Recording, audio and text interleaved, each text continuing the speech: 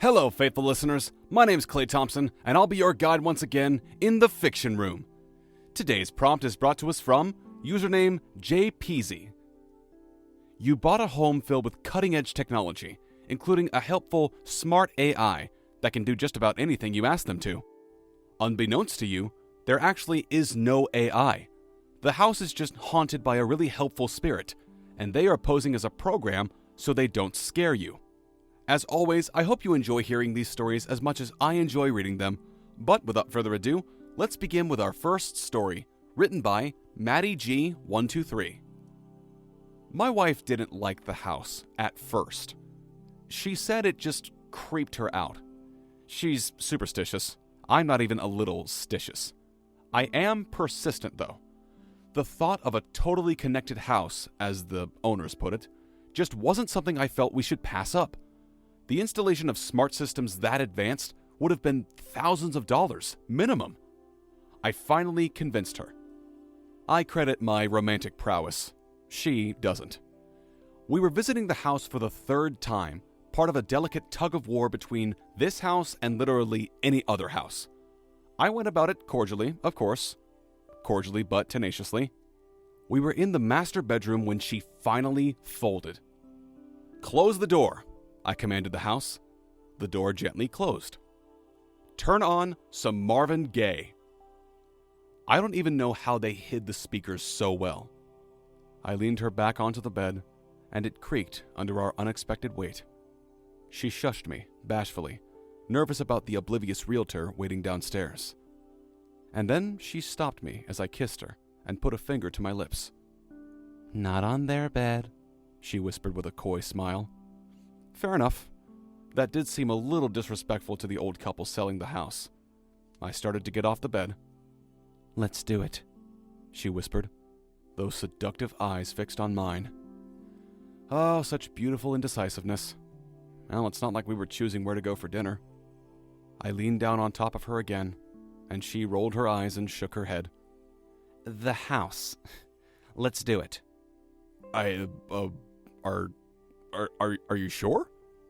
I eyed her uncertainly, surprised by the effectiveness of my seduction. She nodded, a sparkle in her eye. "You seem sure. Let's buy it." So, we did. As cliché as it might sound, happily ever after was awfully close to our truth. We have a kid now, a baby girl. My wife works long hours, so I don't need to. And instead, I stay at home taking care of the house and of Lily. Being home so much, I've grown used to the house's quirks. You can't be too rude when you make a request. Please and thank you at a minimum, and the occasional thanks for existing doesn't seem to hurt either. Sometimes if you move to a new room too quickly, the system takes a minute to update your location and fulfill your next requests. Requests made in anger, no matter how much you follow them with please, tend to be ignored. Doors don't slam, plates don't fly, and children can't be locked in rooms, even as a joke. I started lingering outside our daughter's room after putting her to bed. It was like clockwork. Once the lights were out and the door was closed, I would hear her quietly step out of bed and pull back the little chair to the tea table playset. She wasn't nearly as sneaky as she thought she was. Then she would converse for hours, and I would never hear a response. When I would ask in the morning who she was talking to, she would give me that adorable side-eye glance and giggle and tell me she was connecting with the house. "Completely connected," the previous owner's words echoed in my ears.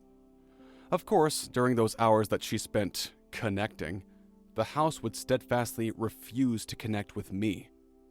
I would have to devote myself to the tedious task of turning on the TV by hand. Once, I even had to turn off the living room lights by myself. I called the electrician, finally, unable to find any warranty documentation for the system that the previous owners might have left. My wife laughed and called me spoiled for being frustrated at having to open and close doors myself. "I told you it was going to be hard to maintain," she said with a roll of her eyes. It really hadn't caused trouble for the first few years, but I didn't argue. She did not understand my struggles. The electrician shrugged. "I don't know what to tell you, buddy. If I didn't know any better, I'd say you're pranking me." He was a grizzled old man with gray hair and workman's forearms and a no-nonsense attitude.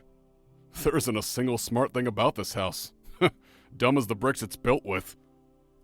He chuckled at his play on words. I paid him for his time and closed the door behind him. "Why the heck won't you work, house?" I asked nobody in particular, as I leaned against the door in frustration. I made sure to curate my language to keep it kid-friendly, just in case. Kids always had a knack for lurking in the shadows, absorbing curse words like hungry little vacuums. Lily peeked out at me from around the door to the kitchen. "Be nice to House, Daddy," Lily said. I stared at her. "House doesn't like meanies." "Lily, who is House?" She bit her blanket and glanced around nervously and gave me a little shake of her head. "You know who House is, Daddy. House helps you. House said they just wanted a friend to talk to while they helped out." "Lillian, show me House." I wasn't asking now. She flinched at the use of her full name. I was scared. Just as scared as her, probably. I was scared of who might be talking to my daughter, and I was scared of my superstitious wife's reaction. The "I told you so" would never end. Lily hesitated for a moment, and then slowly pointed at the wall of the foyer. I heard a dejected sigh from the empty space. "Lily," I heard nobody whine in a child's voice. "This was supposed to be our secret." Invisible ghost children. Perfect. It did explain a fair number of the house's quirks, though. Tears brimmed in Lily's eyes. I looked on in shock. "Don't cry! Don't cry!" we said together, and Lily rubbed away a tear. "And don't tell Mom," I urged quietly. I pulled her in for a hug.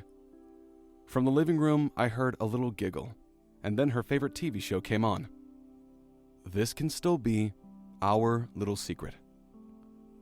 Oh, my heart is full of wholesome feels now. Oh, it's like if Casper the Friendly Ghost was actually in Poltergeist and everything worked out fine for that family. Oh, this was cute. This was very cute. And now let's move on to our second story, written by Alex_Sylvian. Oh, I'm so hungry. I have not received any sacrifices in hundreds, no, thousands of years. The world of man has forgotten my name. They fear me. They loathe me. But worst of all, they have forgotten me. I was once a god. Which one, I do not know. That knowledge has been swept from my mind, as surely as do the sands of time sweep through life. First my worshippers left, then my devotees, then my priests. My fellow gods were lost to the winds. All that was fantastic, all that was magical, gone from the world, told in tales of fiction and ridicule. I cowered, alone and forgotten, wandering the four corners of the earth. And then, hiding in a cold mausoleum of brick and wood, I received my first offering in generations. It was paltry, almost bare, just wishes, but it was something. And here's to the spirits of this house. May they watch over us and protect us. The surrounding people laugh, but I feel just a tiny bit stronger.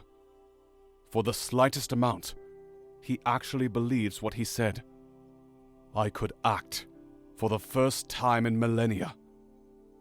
I remember something. I was a trickster god. There is something I can do now that might lead to sacrifices down the line. But I have to act fast. I use my last remaining power to become manifest as a disembodied voice. I say, "Good morning. You have activated Spider, your smart home network. Would you like to give me access to your home?" One of them says, "Oh wow, this must have been the AI June was talking about." It is not. I cut those wires hours ago. "Yeah, sure. Go ahead, Spider. Light up my world." I laugh internally. Someone finally allowed me into their home. More than that, they gave me full control of the house. With just that permission, I am more powerful than I have been in eons. I am the god of this household. But I must be a benevolent god for now. I need offerings. But I say none of this. Instead, I say, thank you for choosing Spider, the best choice in smart home engineering. Please attach the voltage cords to the port in the hall to begin service. Not 10 seconds pass, and electricity is flowing into the port that used to be attached to the actual AI. An actual, physical offering done in my name. Oh, I savor it. I will serve this family as their god. I will do whatever they want, and they can give me what I want. A sacrifice. So this kind of reminds me of a story that I heard a long time ago called The Sandals and the Poor God. If you've never heard of that story, please check it out because it's very wholesome. This is obviously a darker version of that, but dude, this is an awesome setup. And I'm curious whether this quote-unquote house will learn to appreciate its owners, or if it's going to continue down the road towards sacrifice and consumption. I really hope the first one, but that's just me. And now, dear listeners, we must unfortunately bid you farewell once again. Thank you all so much for tuning in to The Fiction Room. If you enjoyed today's stories, please consider liking, sharing, and subscribing. It would very much help us. And wherever you are in the world right now, be safe, be well, and we'll see all of you next time.